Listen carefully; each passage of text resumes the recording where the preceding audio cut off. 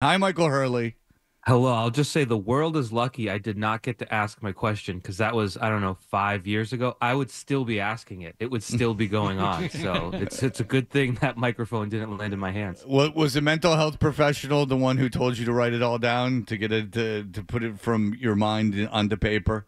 No, coming on this show was my therapy. That's all I needed. All right. Well, we I want to give you the open microphone, but you have seen this Apple Plus documentary about the Patriots and their dynasty, Mhm. and finally, the one of the issues, the negative issues affecting the team, Spygate, is addressed in the most recent one. I don't think it's out yet, but you got to see it.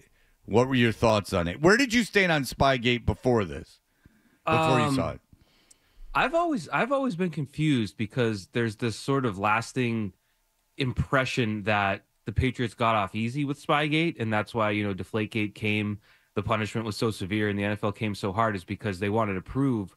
But it was the only time a team's ever been docked a first round pick, which is a pretty severe punishment. So I guess the issue people had was that Bill Belichick was never suspended for it. I thought it was, a heavy punishment for something that they did. But just the episode itself, which comes out this Friday, not to brag, I'm very special and I've gotten Zolak to see. doesn't. Zolak's all pissed off. He's mentioned it like three He's times. really angry. Wow. He's like, my effing apartment. They've asked to use my voice, which is kind of weird that they haven't. But I guess they're afraid that the station's gonna crap on it and go over it with a fine tooth comb. Mm, So they mm. won't let him see it, but they let you see it. So you saw the episode. It comes out Friday, and what were your thoughts? Yeah, well, first of all, Zolak can come over to my house if he wants. I'm sure the kids would love seeing Uncle Scott. But yeah, so it takes 3 episodes to win the first freaking Super Bowl. So it's kind of like, come on, like get this thing rolling. I get it. Drew Bledsoe was the quarterback. Like move it along. So it ends. The third episode ends with a little teaser to Spygate, and then the whole fourth episode focuses on it. And I think it's awesome. I think it's just dramatic. I think it's a great encapsulation of the chaos and firestorm because we all lived through it, but it was a long time ago now. We're talking about 16 years ago where it took over the sports world and you had all the talking heads and all these conclusions, and that part of it was great. I think the commentary from the mindset of players on the team, including Randy Moss, who, when Randy Moss talks on ESPN, it's kind of like whatever, but when Randy Moss talks candidly, it's great. The mindset that those players had to just kill every team every week, and then it runs through the Super Bowl, which it might appeal more to Giants fans and people that hate the Patriots than it does to Patriots fans. But it's just, I think, an excellent 48 minutes of documentary series, in my opinion. I'm wondering, there are so many other side stories to Spygate. One of them is Arlen Specter. Is he mentioned in Ah, this thing at all? I he's mean, not. Arlen He's Specter not. was fantastic in that he wanted retrospectively to go back over it. He's the one who questioned Goodell about destroying the videotapes and basically made an ass out of himself because he was up for reelection. Well, did they talk about destroying the videotapes? Did it Yes. change your opinion at all on what happened in Spygate? I know that you were under, as one of the privileged few that have gotten to see the episode before it's released. You can't give everything away. Right. But did it change your opinion? Did they address the destroying of the tapes? Because Zolak said they talked to a particular woman that it wasn't going to look good for the Patriots. He was under the impression that the episode was going to look bad for the Patriots. Do you share that opinion? Well, first of all, Arlen Specter literally took that fight to his grave, which was an insane thing to do. At least He's a I have the decency to move on with my scandals. But Right. um, yeah, Robin Glazer is the executive vice president, and I think I can say that because it was in someone's series preview. I haven't watched the whole series.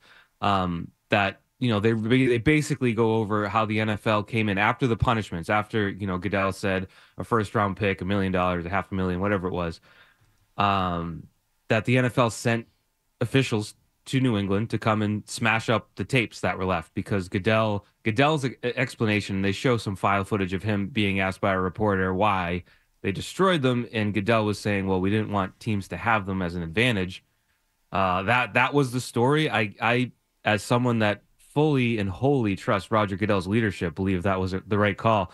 Hmm. No, I understand why that raised suspicions that still sit around to this day, but ultimately those tapes were tapes of coaches on the field, and we still know that. And I think the most unfortunate thing about the whole series, which includes this episode, is that Bill Belichick treated his interview like a press conference.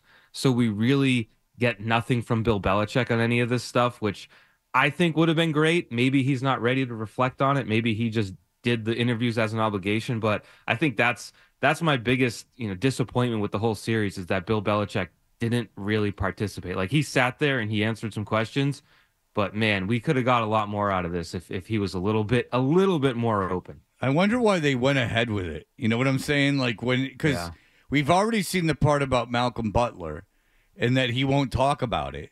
And he goes, we've talked about this. He says to the documentarian, we've talked about this. I'm not going to talk about it. And well, at that point, like, why am I, like, I mean, I know you said it was good but at that point, like, if the main guy is not going to talk, then I have no interest in, let's just wait until the thing that happens when he does talk. Yeah, it's too bad. They use, like, instead of having Bill talk about it now, they use an old clip. He was on CBS News, and like Armin and Catan was grilling him back when it happened. So they just let that stand as his opinion. But it would have been nicer to have a little bit more reflection all these years later. But that's kind of the case for so far. I haven't seen Bill Belichick say really anything at all. Yeah, he's not gonna. All right, so he's probably waiting until he can say it to a ring cam. Is my opinion. With or without a shirt? Oh, you can't have a shirt on. Okay, you gotta be, and he's got to be real confused. Yes, he has to stumble around. He's got to be looking for his car. What did you think of that, Michael Hurley? Was that Bill Belichick on the ring cam? I mean, I've seen Bill Belichick a lot. That looked like Bill Belichick. That looked like that Bill was Belichick. Absolutely Bill Belichick. Well, I just wanted Hurley's opinion on it. I mean, Hurley. I can't say it was absolutely. Well, no one can. I mean, there's AI. John just did. Oh yeah, John just did. You're right. Well, John's a buffoon, and there's really one of the stakes. Who's coming after John? Really? You know what I'm saying? What you don't know, Fred, is that Bill has a twin brother named Phil. Phil Belichick, who also takes. He was a big fan, and he gets laid all the time and takes his shirt off. Big swordsman. Yes. Well, who knows? I mean, again, Bill could have been fixing, someone's sink. All right. So Lawrence Guy is no longer on this team. They open up even more cap space. If you're the Patriots, Michael Hurley, what do you do this offseason? How nuts do you go in free agency? What do you do in the draft? What are your opinions as we get close to all this going down? I think it's not helping that the free agent class, and I don't have a list in front of me, but I know when you look at it, you're not like, wow, you can really improve your team overnight with this group. It's not that type of year, but they need tackles for sure. That's going to cost a lot of money, whether they keep Nwenyu or get 2 new tackles or just one. They're going to need tackles. They're going to need wide receivers. They're probably going to need a tight end.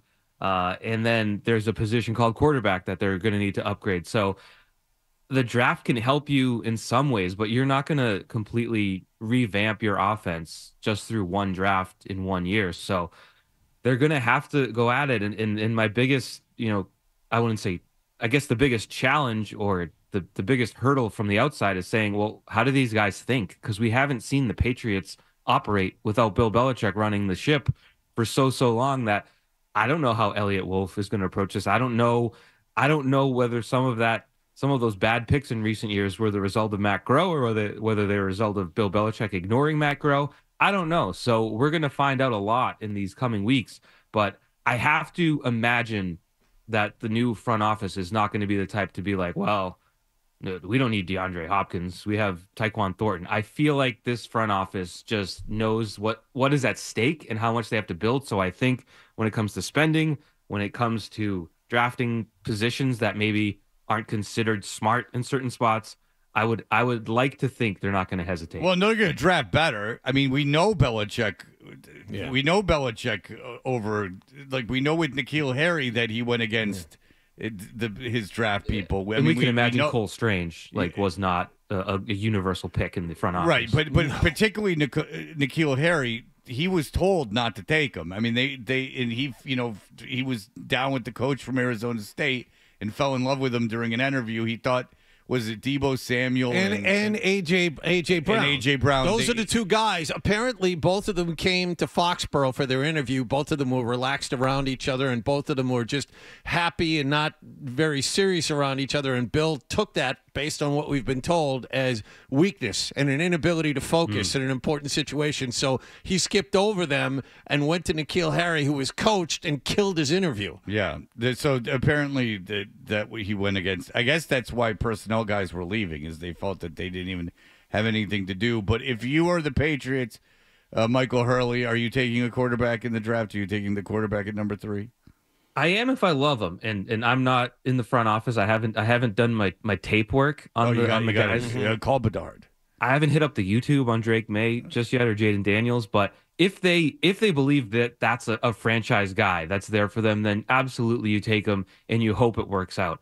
If you don't believe in him, though, I'm okay with going with either a trade down or taking a tackle. Or I know people love Marvin Harrison Jr. I don't think a wide receiver is going to turn your fortunes around, however good he may be. I think that's sort of a last piece to the puzzle, not maybe a building block. But I'm okay if that's what they determine. I wouldn't want them saying, well, we got to take a quarterback just because, and hope they're wrong with their evaluation. You want a front office that is right, but is also confident in their process. And so if their process says, look, we don't like X, Y, and Z about, again, whether it's Drake May or Jaden Daniels, and you can get a premium position at left tackle, that's not a bad thing for the franchise. I know that everyone's here, their heads will explode, but if you don't spot the guy there, and you could get a Baker Mayfield, a Kirk Cousins for a couple years, keep Mac Jones as a backup, whatever it may be. I know that this is going to make people pull their hair out. That is a functional forward step for the organization. How is getting Kirk Cousins a forward step, though, when he's old and he's going to be gone before you could get any kind of traction with him? Yeah, because I just think you can run a reasonable offense with him for a couple of years. And if you have if Joe Alt is the guy at left tackle and can solidify you there for the next 7, 8, 9, 10 years, then you've improved your team in the long run. And maybe next year you take a crack at the quarterback, maybe a better I haven't looked at next year's free agent class, et cetera, et cetera. I think that is smarter than just saying, wow, we think this guy sucks, but we need a quarterback. No. Obviously, if you think he sucks, but if they do believe there's 3, first of all, you never want to be picking up here again. Second of all, there might not be a draft with 3 legit top 5 kids in it at the quarterback position for a couple years. You don't know. You would have to trade up to get one. This might be your only choice. I mean, obviously, if they don't like the guy at 3, they shouldn't take him. Or maybe they feel like there's somebody that they can get later on that may not be ready day one. But okay, so here's my concern with that is that if it's J.J. McCarthy, which I think it would be J.J. McCarthy, I think that it's already starting to happen. He's starting to bubble on these things. And I think that when he does his pro day, people are going to lose their minds. Harbaugh just didn't let him throw. Is that if it's J.J. McCarthy and you trade down, say like you trade to 12, and you're like, oh, we'll just get J.J. McCarthy at 12, and then Atlanta takes him at 8, then you don't get anyone.